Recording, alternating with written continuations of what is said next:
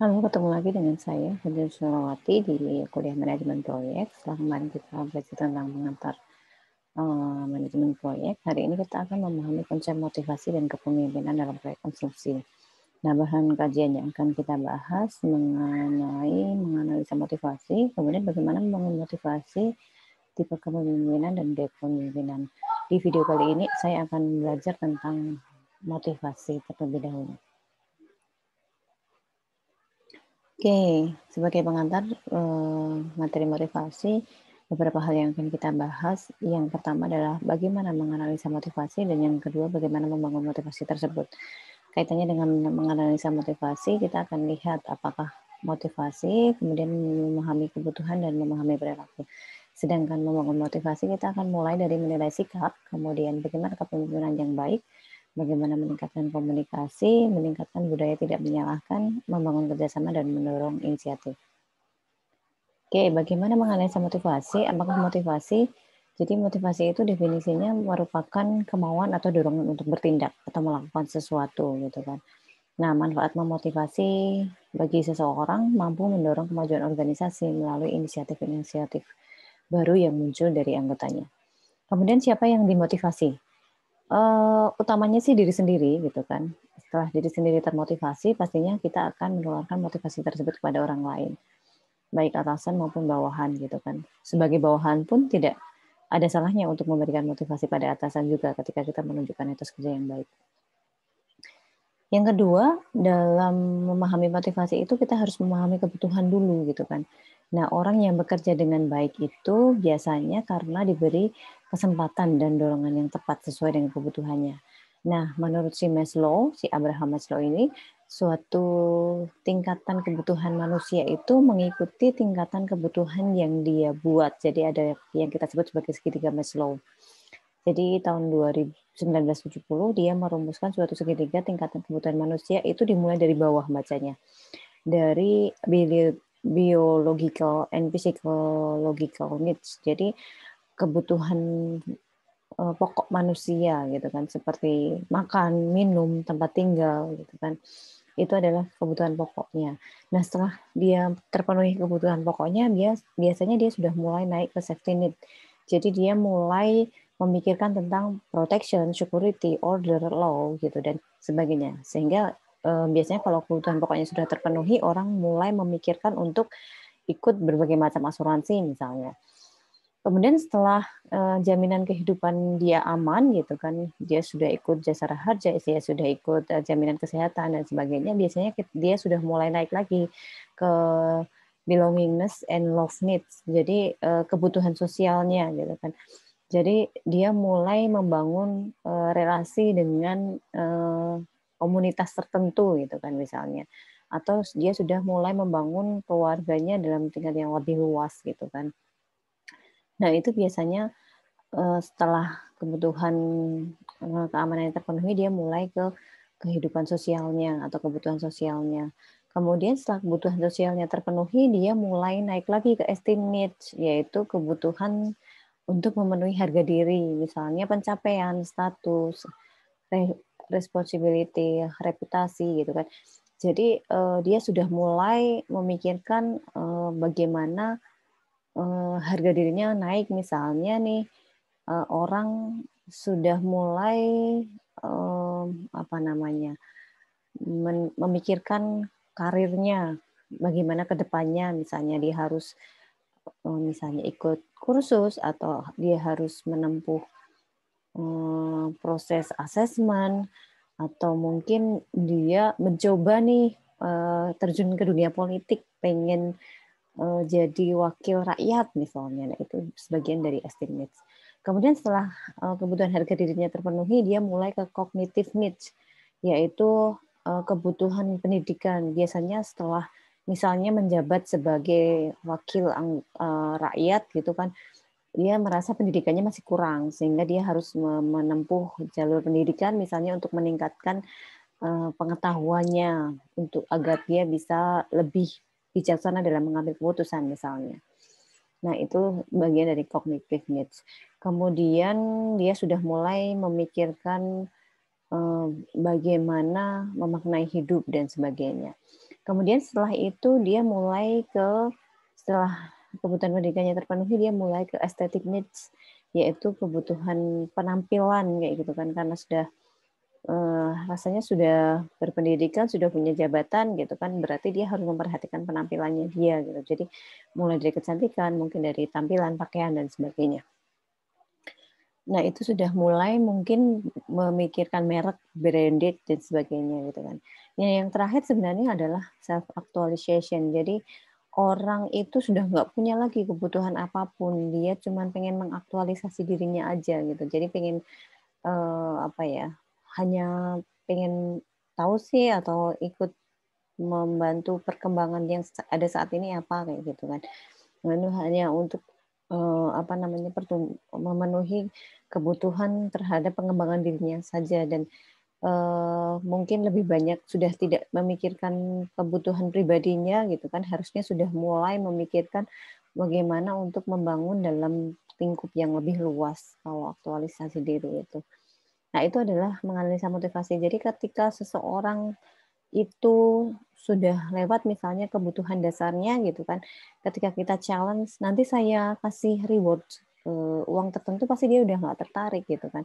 Karena mungkin dia prioritasnya udah nggak kebutuhan pokok lagi gitu kan. Jadi mungkin, nah, nanti, asuransinya saya bayarkan misalnya kayak gitu. Itu mungkin dia tertarik gitu kan. Atau mungkin orang yang sudah pada level apa namanya, estimate dikasih reward, uang atau apa namanya, eee, misalnya dikasih nanti proteksinya saya bayar segala macam, udah nggak tertarik juga gitu, karena sudah lewat, level kebutuhannya gitu kan. Nah, ini penting untuk diketahui agar kita bisa memberi motivasi seseorang sesuai dengan level kebutuhannya gitu kan. Kemudian yang ketiga adalah memahami perilaku. Sebenarnya memahami perilaku itu bisa kita mulai dari membaca perilakunya. Jadi tingkat motivasi seseorang itu dapat dilihat dari cara dia bekerja atau menjalankan tugasnya. Apakah dia senang atau enggak gitu kan. Dia respect terhadap pekerjaannya atau enggak, dia tanggung jawab terhadap pekerjaannya atau enggak, itu kelihatan gitu kan. Sehingga bagaimana kita memotivasi kalau memang sudah sesuai dengan kesenangannya sih akan lebih mudah gitu kan. Kemudian melihat antusiasmenya gitu kan. Orang yang tertarik menjalankan tugasnya biasanya dapat dilihat dari sinar matanya yang gembira gitu kan. Jadi kalau setiap hari dia masuk kerja dengan berbinar-binar senang, kayaknya semangat gitu, berarti oh dia termotivasi nih dengan pekerjaan ini gitu kan. Kemudian mengenali motivasi. Motivasi dapat dikenali dengan beberapa cara. Dari cara dia menawarkan diri, biasanya suka misalnya ada project nih gitu, karena dia senang dengan project tersebut, biasanya dia akan menawarkan diri, "Saya ikut," atau "Saya bersedia terlibat di project tersebut," tuh, biasanya begitu. Dan itu adalah salah satu atau beberapa bentuk yang bisa kita lihat dari perilaku seseorang ketika ingin memahami, motivasi dia gitu kan. Terus kemudian berikutnya kita akan menganalisa motivasi. Jadi membaca perilaku tuh bagaimana sih gitu kan. Nah, membaca perilaku ini harus kita mulai dulu dari memahami model perilaku. Jadi ada berbagai pandangan sih sebenarnya gitu. Ini ada beberapa pandangan yang pernah ada dalam melihat atau menganalisa motivasi itu. Yang pertama adalah model autokratis pada era revolusi industri sampai tahun 20-an gitu, udah lama sekali ya. Kemudian model dukungan atau suportif, yaitu lebih tergantung pada kepemimpinan daripada uang dan penggunaan kekuasaan. Jadi biasanya kalau ini itu sangat tergantung sama leadernya gitu atau pimpinannya. Kemudian model perlindungan atau kusodial ini terkenal sekitar tahun 890 sampai 990 di Amerika Serikat. Jadi model ini berhasil eh, karena sangat tergantung pada besarnya uang yang tersedia, agak berbeda dengan tadi ya, model yang suportif tadi. Jadi selain kepemimpinan, tetap kalau di model perlindungan kustodial ini juga sangat tergantung dari uang yang tersedia gitu kan. Kemudian model kolegial atau partnership merupakan pengembangan lebih lanjut dari model suportif. Jadi mungkin uang bukan segala-galanya gitu, tetapi apa namanya, pemimpin yang baik itu mungkin akan memberikan rasa aman atau perlindungan yang lebih baik. Jadi akan bisa memberikan support atau motivasi yang lebih baik gitu. Nah, ini terus berkembang sih sebenarnya pandangan terhadap motivasi ini, eee, selain yang 4 tadi juga ada yang kita sebut sebagai teori X dan teori Y. Sebenarnya teori X atau tipe X dan tipe Y dalam kehidupan sehari-hari itu kan selalu ada gitu kan. Ada 2 jenis tipe, yang pertama adalah tipe X, yaitu manusia tidak menyukai pekerjaan.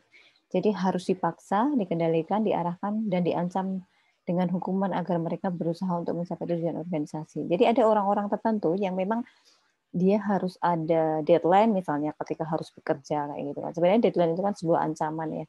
Nah, tanpa disadari mungkin ada beberapa di antara kita yang memang tipenya adalah tipe X gitu kan. Karena bagaimanapun juga tidak suka itu harus bekerja gitu sebenarnya gitu kan. Tapi, mau nggak mau harus bekerja sehingga harus dikasih, deadline misalnya atau harus, dikasih petunjuk yang jelas atau diarahkan yang jelas-jelasnya gitu kan.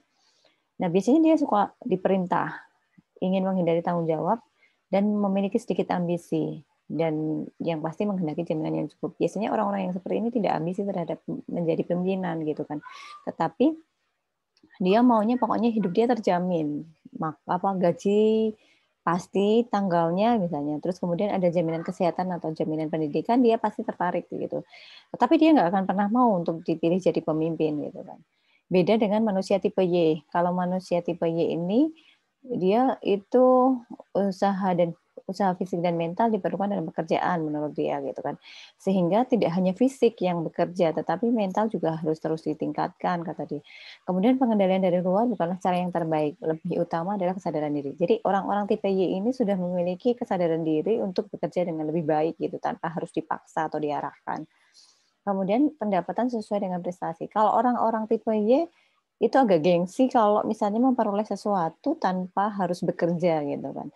Berkebalikan sama orang tipe X tadi. Kalau tipe X itu yang penting jaminan hidup saya terjamin, udah saya kerjain deh apa yang harus saya kerjain gitu kan. Kalau dia enggak, dia punya apa namanya, standar atau tingkat, apa namanya, kepercayaan diri yang lebih tinggi mungkin ya. Kemudian suka belajar dan bertanggung jawab. Nah, tipe-tipe kayak gini biasanya orangnya juga kreatif karena orang-orang tipe Y ini dia sudah punya kesadaran terhadap tanggung jawab dia dan biasanya punya ambisi untuk jadi pemimpin orang-orang yang tipe Y ini. Nah, apakah kalian termasuk tipe X atau tipe Y? Tidak ada yang lebih baik dan tidak ada yang lebih buruk sih sebenarnya.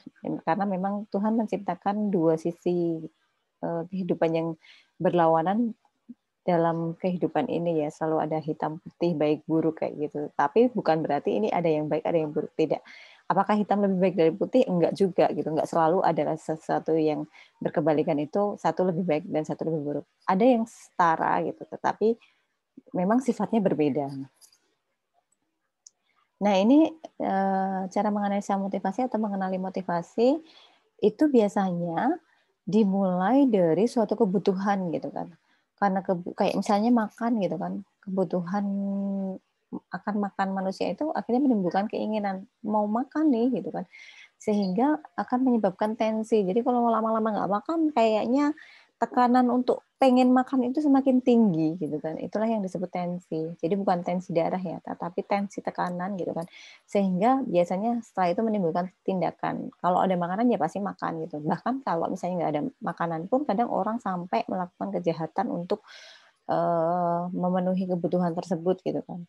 Nah, biasanya tindakan ini akan menghasilkan kepuasan, apakah dia kenyang atau dia puas atau tidak gitu kan. Nah, kalau enggak berarti nanti menimbulkan kebutuhan lagi. Nah, kalau sudah kenyang pun pasti akan menumbuhkan kebutuhan yang lain lagi karena memang selama masa hidup manusia rantai kebutuhan atau rantai, kepuasan ini tidak akan pernah berakhir gitu kan.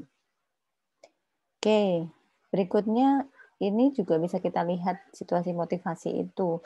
Tadi dimulai dari kebutuhan itu menimbulkan sebuah tindakan gitu kan. Kalau ini kita lihat dari sisi tindakan atau perilakunya, kita bisa lihat nih dari motif dan tujuan dia melakukan sesuatu itu gitu kan. Kemudian eh, perilakunya itu bisa menjadi 2 gitu kan. Bisa yang berupa aktivitas yang diarahkan pada tujuan atau bisa berupa aktivitas tujuan gitu kan. Jadi orang itu tidak serta-merta melakukan semua kegiatan itu karena ada tujuan tertentu gitu kan. Ya mungkin ada tujuan, tetapi ada aktivitas yang mendukung arahnya ke sana gitu. Sampai akhirnya nanti motifnya pasti mewujudkan tujuan yang ingin kita yang menjadi keinginan kita tadi gitu kan atau kebutuhan kita tadi. Nah, inilah yang disebut sebagai situasi motivasi. Nah, ini juga akan berlangsung terus selama eh, kebutuhan manusia itu masih ada di dunia ini. Kemudian membangun berikutnya adalah menilai sikap gitu kan. Kita perlu mengenali sikap kita sendiri terhadap orang lain serta bagaimana kita melakukan tugas dan membagi tugas. Nah, ini biasanya sebagai pimpinan untuk menilai sikap orang lain, kita harus menilai sikap kita terlebih dahulu gitu kan. Nah, biasanya sikap seorang pimpinan itu akan berpengaruh terhadap bawahannya atau sikap mereka terhadap kita gitu kan. Sehingga untuk memberikan atau dapat menilai sikap itu yang perlu kita lakukan yang pertama mungkin buat anggota tahu peran mereka dalam organisasi gitu kan. Sehingga job desk segala macam itu harus jelas gitu kan. Kemudian tunjukkan kompetensi pada setiap kesempatan gitu, baik kompetensi kita maupun kompetensi mereka. Sehingga kita sama-sama bisa membangun suatu organisasi dengan motivasi yang tepat gitu kan. Kemudian tidak kalah penting adalah menunjukkan kepemimpinan yang baik gitu kan. Harapannya ini bisa menimbulkan iklim yang positif dalam suatu organisasi. Yang harus kita lakukan untuk menjadi seorang pemimpin yang baik atau menunjukkan kepemimpinan yang baik itu, yang pertama jangan hanya merasa, tetapi pastikan kita itu terlihat. Jadi rasanya aku udah ngasih contoh kalau aku tuh bisa melakukan ini itu gitu kan. Tapi nggak perlu merasa gitu, tapi tunjukkan saja sehingga apakah yang kita lakukan itu sudah terlihat oleh orang lain atau sudah menunjukkan suatu contoh yang terlihat gitu. Sehingga bukan kita yang menilai diri kita, tetapi orang lain yang menilainya. Kemudian jangan terlalu banyak berasumsi, tetapi gunakan sebanyak mungkin fakta. Ini yang sama dengan tadi ya, mendukung. Jadi jangan berasumsi kalau kita sudah memberikan contoh atau sudah melakukan yang terbaik gitu, tetapi lihat faktanya, apakah sudah atau belum sebenarnya gitu kan. Kemudian bila hasil kurang memuaskan, maka nilai motivasi kita terlebih dahulu. Setelah itu baru anggota lain. Jadi kalau ternyata setelah dilihat-lihat gitu, lihat faktanya ternyata kok kita belum maksimal ya melakukan sesuatunya ya gitu kan. Wah, ini karena si A jangan gitu kan. Sehingga kita perlu menilai motivasi kita, oh ternyata belum maksimal. Mereka belum melihat apa yang saya lakukan gitu kan. Ya karena saya belum melakukan yang terbaik mungkin gitu kan. Jadi perlu mengevaluasi diri kita dulu baru atau mengajak ke orang lain atau menularkannya ke orang lain. Kemudian hargailah setiap usaha atau tindakan anggota. Jadi sekecil apapun apa yang dilakukan oleh anggota atau bawahan kita, kita harus selalu menghargai usaha mereka untuk membangun organisasi yang kita pimpin misalnya gitu. Nah, itu tentang kepemimpinan yang baik. Kemudian tidak kalah penting meningkatkan komunikasi. Seringkali suatu organisasi itu hancur karena kurangnya komunikasi gitu kan. Sehingga bagaimana meningkatkan komunikasi, yang pertama adalah pertegas pesan dengan berbagai komunikasi, apalagi sekarang sudah berbagai media sudah ada ya, bisa pakai sosial media, bisa pakai apa namanya, handphone, telepon dan sebagainya. Sehingga mungkin, itu perlu selalu dibangun.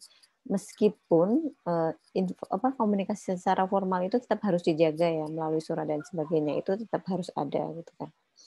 Terus kemudian, sampaikan berita internal secepatnya atau secara cepat gitu kan. Jadi kalau misalkan ada berita terkait dengan organisasi, sebaiknya jangan disimpan sendiri gitu kan, karena seringkali anggota itu tidak tahu gitu kan. Jangan dianggap semua anggota tahu apa yang terjadi dalam sebuah organisasi. Nah, itu harus kita pastikan bahwa mereka itu, selalu dapat informasi internal secara cepat gitu kan. Kemudian ajak anggota berperan dalam mengambil keputusan. Jadi tidak ada salahnya sering melakukan rapat koordinasi dalam periode waktu tertentu gitu kan, untuk menyampaikan beberapa keluhan atau memecahkan beberapa permasalahan yang ada dalam organisasi.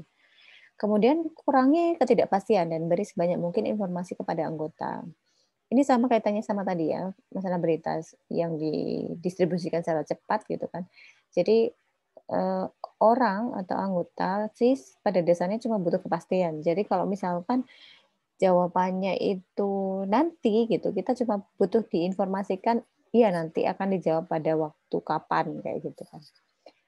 Kemudian sediakan waktu untuk berbicara, tidak sekedar menyapa, itu kan. Nah, ini sebagai pemimpin sebenarnya sangat penting sekali gitu kan, menyediakan waktu untuk berbicara dengan beberapa anak buah. Jadi tidak hanya ketika anak buah punya kesalahan terus dipanggil gitu kan, tetapi mungkin dalam forum-forum rapat itu bisa secara tidak langsung atau secara langsung berbicara dengan anggotanya gitu kan. Kemudian minta tanggapan anggota mengenai keputusan yang menyangkut kepentingan bersama. Ini sangat penting sekali ya. Jadi ketika satu anggota organisasi itu dilibatkan dalam pengambilan keputusan, dia akan memiliki rasa kepemilikan terhadap organisasi itu lebih tinggi biasanya. Oke, itu tentang meningkatkan komunikasi, kemudian meningkatkan budaya tidak menyalahkan. Ini salah satu yang mendukung tadi sifat kepemimpinan yang baik gitu kan. Jadi, ini perlu dibangun ketika terjadi suatu masalah dalam suatu organisasi, tidak fokus pada masalahnya, tetapi fokus pada bagaimana memperbaiki, masalah yang ada gitu kan. Jadi untuk itu tidak perlu saling menyalahkan. Jadi jangan spekulasi, gabungkan resiko dengan rencana yang matang, kayak gitu kan.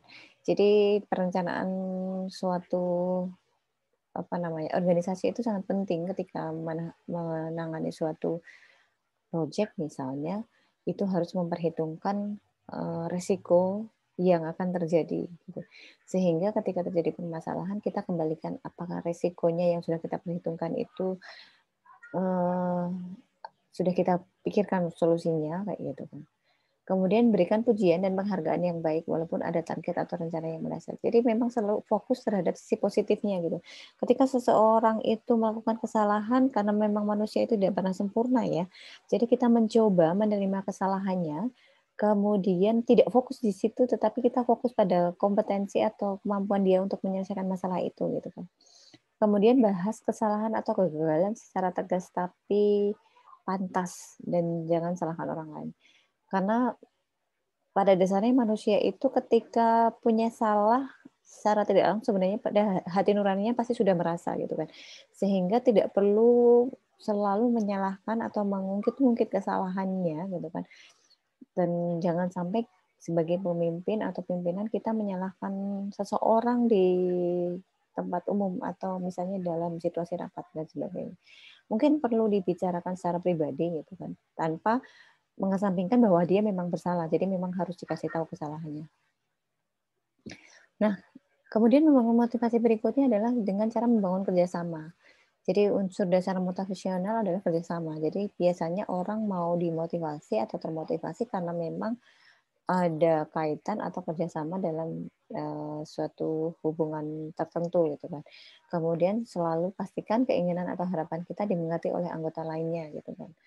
Ini tidak terbatas pada pemimpin ya, sebagai anggota juga kita perlu membangun kerjasama itu dengan memastikan bahwa keinginan dan harapan kita itu bisa diterima oleh anggota lain gitu kan.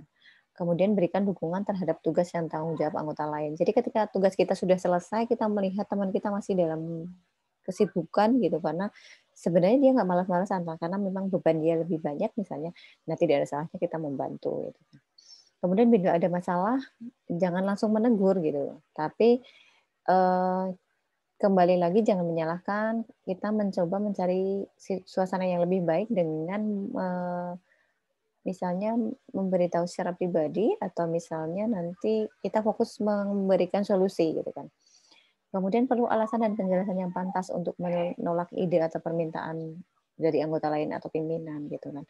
Jadi ternyata ilmu komunikasi itu sangat penting ya dalam suatu organisasi karena itu kuncinya gitu kan. Oke, kemudian yang terakhir mendorong inisiatif. Jadi motivasi yang tinggi ditandai dengan adanya banyak inisiatif dalam suatu organisasi gitu kan. Bagaimana mendorong inisiatif? Yang pertama adalah beri kesempatan pada semua anggota untuk menggunakan inisiatif sendiri bila memungkinkan gitu kan. Kalau waktunya masih cukup, masih ada waktu, kita akan mencoba menggunakan inisiatif, waktu untuk meroleh inisiatif dari anggota gitu kan. Kemudian tanggapi semua ide dan saran dengan segera dan tangani penolakan dengan taktis. Itu ya. Jadi kalau misalnya ternyata idenya banyak sekali yang masuk gitu, berarti kita harus segera apa namanya, mendiskusikan gitu kan. Jangan sampai itu, aduh jadi basi idenya kayak gitu kan. Harus segera ditangani dan ketika ternyata idenya nggak menarik gitu, jangan bilang itu nggak menarik secara langsung, tetapi bagaimana menyampaikannya agar dia bisa mengembangkan ide tersebut jadi lebih baik gitu kan. Kemudian berikan target yang realistis kepada anggota gitu. Jangan sampai melebihi dari kapasitas yang mereka miliki. Kemudian jangan cepat menerima tidak sebagai jawaban gitu. Barangkali yang kita pikirkan itu tidak menarik idenya, ternyata dia belum menjelaskan, detailnya gitu. Sehingga ketika sudah dijelaskan atau dipresentasikan idenya, jangan-jangan itu sangat menarik gitu kan. Kemudian yang terakhir, kaji ulang sistem kerja dan ajak anggota untuk memberikan suaranya. Nah, ini sangat penting sekali untuk selalu meminta inisiatif dan saran dari anggota agar mereka memiliki rasa tanggung jawab untuk mengembangkan atau apa namanya, membangun organisasi yang sama-sama dibangun saat ini. Gitu kan. Nah, ini kelihatan dari etos kerja orang yang termotivasi. Biasanya mereka akan mencoba merencanakan, mengupayakan, dan mengusahakan untuk suatu organisasi itu bisa berkembang lebih baik. Biasanya kan kelihatan dari daya nalarnya lebih kuat, daya pikirnya juga lebih baik gitu kan. Orangnya optimis gitu kan. Kemudian lebih percaya diri, kemudian cepat, tepat, dan proaktif gitu kan. Kemudian konsisten dan sabar, dia memiliki kesungguhan dan ketelitian, dia jadi lebih kerja keras dan kerja cerdas gitu kan. Dan orangnya juga akan lebih beriman biasanya kalau misalnya orang yang termotivasi itu bukan terus jauh dari apa namanya, ibadahnya gitu kan. Jadi kalau misalnya orang sibuk banget sampai melupakan ibadah, wah belum tentu dia termotivasi sebenarnya. Jangan-jangan dia terlena gitu. Terus kemudian dia juga lebih mandiri karena dia merasa apa namanya, bisa melakukan itu semua atau menghandle kerjaan dia gitu. Nah, ini diskusi kita terkait dengan apa namanya, motivasi. Yang pertama adalah apa yang sebenarnya dapat mendorong anggota organisasi untuk berpartisipasi dalam memikirkan kemajuan organisasi.